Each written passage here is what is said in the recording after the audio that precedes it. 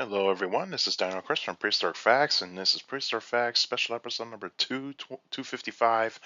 This is the first ever episode of the 2026 season of Prehistoric Facts, and so we're going to get started here with a special episode today. We're going to be talking about a theropod dinosaur, and that theropod dinosaur is Aucasaurus. And so here is an artist illustration of what Aucasaurus probably looked like.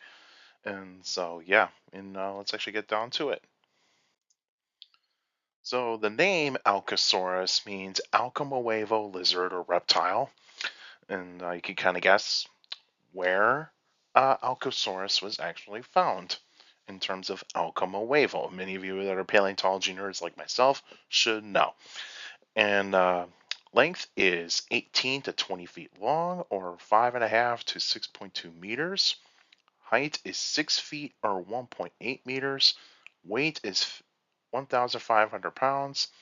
It lived 85 to 80 million years ago in the late Cretaceous period, and the fossils were found in Argentina, and the fossils were described by legendary Argentinian paleontologist Rodolfo Coria in 2002. And so this is a fairly this is somewhat a fairly recent dinosaur, but mainly in the early 2000s. And next year, this dinosaur will be turning 25 years old when it was discovered. So right now, so pretty soon it will be 24 years old. Believe it or not. So that's actually kind of cool. And so here we got a map of South America. And this green country in the southern part right here, that is Argentina. That is where the Alcosaurus fossils have been found. And here is a size chart of Alcosaurus compared to a modern human. And so you can see here, it is not really that quite of a large dinosaur. It is considered medium sized in terms of theropods. And then the bottom down here, this is a skeleton of Alcosaurus, and this is based off of the holotype specimen. So we got most of the vertebrae here, all the way down to halfway to the tail. Halfway to the tail is where you mostly find is where you're going to see the holotype specimen.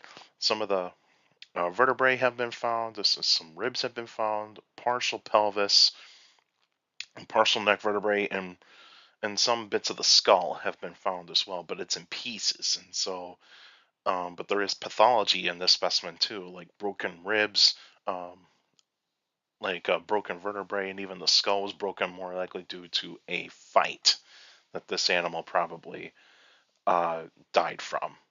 And so the holotype specimen was probably uh, more likely died due to a fight because of how damaged the skull really was when it was fossilized.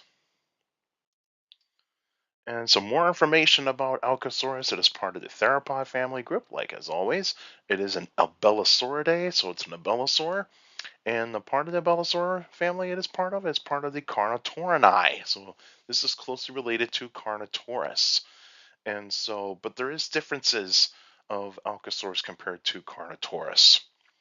First and foremost, Alcosaurus' skull is larger compared to Carnotaurus. So it's a little bit longer and bigger than Carnotaurus' skull. So it's not short and robust. It's actually a little bit more longer and also robust as well. Um, and so and also it has small arms like Carnotaurus. But what is actually being interesting here is that when I look up this animal, this animal, it's being said that Alcosaurus's arms are smaller than Carnotaurus's, but that remains to be seen because some of the arm bones have not been totally found quite greatly, and so there is some debate of whether or not the arms were smaller than Carnotaurus's, but that remains to be seen. Medium-sized theropod. So this is a medium-sized theropod, like I said, and so not a very large abelisaur by any means. But it is a carnivore, like all abelisaurs and all majority of theropods. And so the environment in which Alcosaurus lived in would have been warm and humid, wet and dry seasons. throughout its environment. You also have plenty of trees, ferns, cycads, and flowers. No grass during this time because dinosaurs never saw grass. There have been plenty of rivers, lakes, and ponds in the environment. And the other animals that were around, like insects, amphibians, reptiles, mammals, birds or avian dinosaurs, pterosaurs, and of course, other non avian dinosaurs. But what was it actually going after in terms of prey? First and foremost, it was going after titanosaurs. There would have been plenty of titanosaurs around that kind of time, so large sauropods.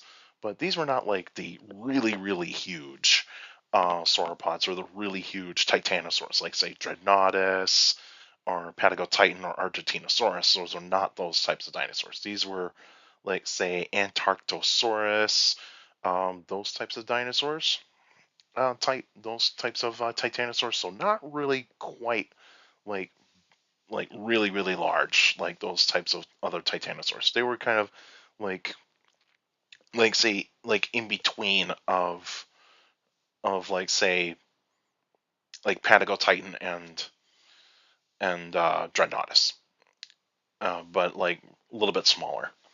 But also, we've been going after small ornithopods, and so there was an ornithopod that was found in the rock formation that Aucasaurus was found in, and so there are ornithopods that were around, and so, but mainly for the Titanosaurus, for Alcasaurus, it was going after the juveniles. It was more likely going after the juveniles, not really the adults. They could scavenge off of a dead uh, Titanosaur, an adult one, but in terms of like going after a large one, no, they would not do it. They were mainly going after the juveniles. With the smaller ornithopods, they could go after the adults if they wanted. And so, yeah, so it's titanosaurs and the small ornithopods for Alcasaurus to prey upon. And so, what was the extinction of Alcasaurus? So, around 80 million years ago, the climate did change. And so, the temperature slightly cooled, so it got cooler. Also, it got drier. So, those were actually pretty significant changes for Alcasaurus. So, Alcasaurus was more used to a warmer, humid environment, whereas once around 80 million years ago is when the temperatures cooled down a bit, and that's where like it got drier, and then that's when Alcasaurus could not adapt to those types of changes, and also its prey disappeared. And so once that prey disappeared, starved to death, basically went extinct, and that's how it usually goes. And so here is a map of the world around, but this is 75 million years ago, so this is the best one that I could find. And so where Alcasaurus was probably living in around that kind of time was right around here. And so that's where you're going to see some Alcasaurus fossils found in Argentina. And so the next episode will be on January 15th, 2026, and that will be the first Q&A episode of 2026. So if you got any questions about dinosaurs or other prehistoric life, feel free to email me at dinocris71@gmail.com, or just go to my Facebook page, Prehistoric Facts with Dino Chris. Like the page, you should post your questions in the comment section.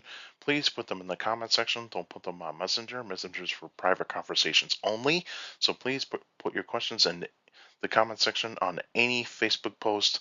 And also for you YouTubers out there, like the videos, subscribe to the channel. According to my analytics, a lot of you guys are checking out my channel, not subscribed yet. So please feel free to hit the like button and also hit the subscribe button. And the more likes the video gets, the more likely the video gets spread out to people that are interested in dinosaurs, prehistoric life, paleontology, and geology in general. So please feel free to do so.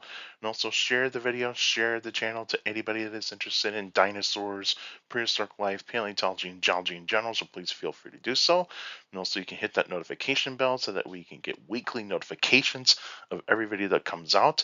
And also if you go on my channel and you go on the posts tab, you'll see that I do posts like say updates on videos, also the latest paleontology news, mainly in the dinosaur type of news cycle. And of course, Polls. I post polls every 3 days on the channel so that way you guys can interact and also participate in those polls. And all of you are doing a great job to keep participating in those polls. And also for you YouTubers out there, leave your questions in the comment section because I do read them all. All of you guys are sending me questions via email, Facebook, and YouTube. You guys are awesome. You're giving me the great questions for the Q&A episodes, so keep up the great work. And also make sure you keep your questions short and to the point. You can also follow me on Instagram at dino.chris.pf. I'll post pretty cool stuff on there.